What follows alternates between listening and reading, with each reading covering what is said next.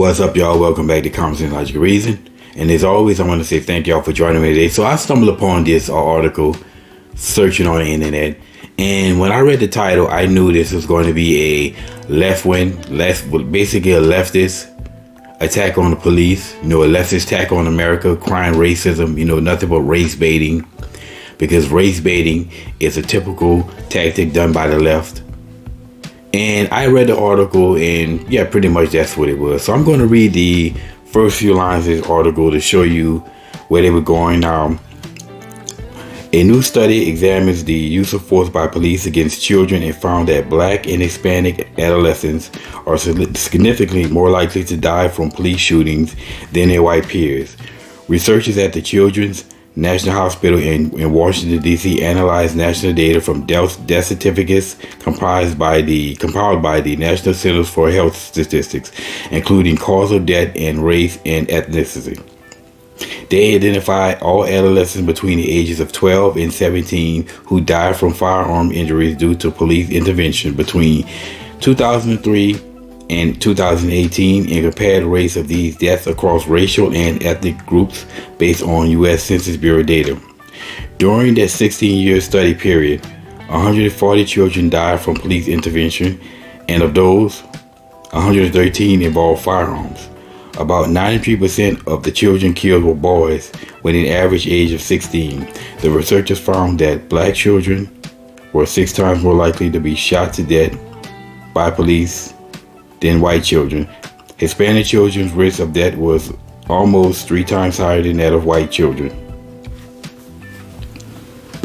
So basically, that's pretty much the beginning of the article. And as you read more, I'll put a link in the description if you want to read it. It's just simply the same thing. It's a whole bunch of whatism. They give you the what, in true leftist fashion, give you the what, completely ignore the how or why. And that's just what they do. And as I've always said of the left, it's never about what they tell you. It's what they don't tell you that you need to be worried about. Now, to make it even worse, if you go to the link, you will see that the picture that they use this picture here of a Black child. And if you look in the foreground, you see a wall of police officers as if they're like in riot mode or something, and threatening to this Black child. This is how they operate. They use, the pictures to try to paint a picture of what they want, and that's basically what they're trying to paint with this picture. Even though, statistically speaking, as a Black person in America, you have very little fear from cops. The greatest danger to you is going to be another Black person. Let's be honest.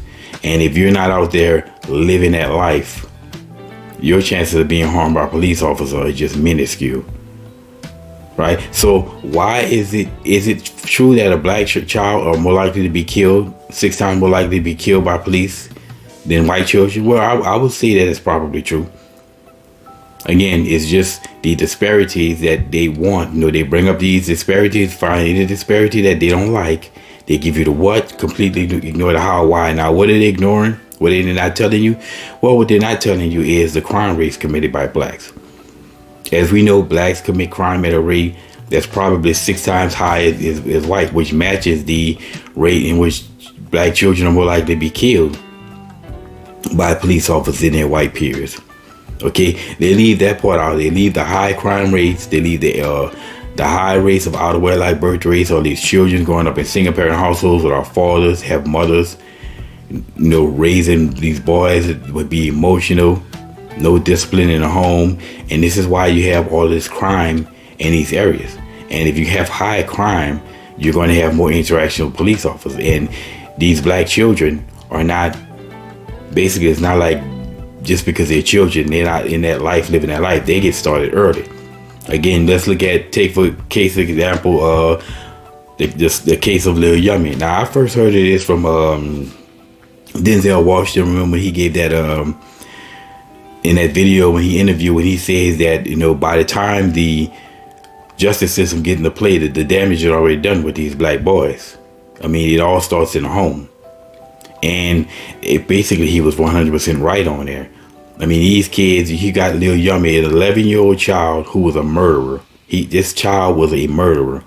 He was murdered at 11-year old by the people who he was working with because they thought that he was going to snitch. So they shot him in a back alley in the head. Originally, it was reported that it was a 14-year-old that shot and killed him, but actually, no, it wasn't.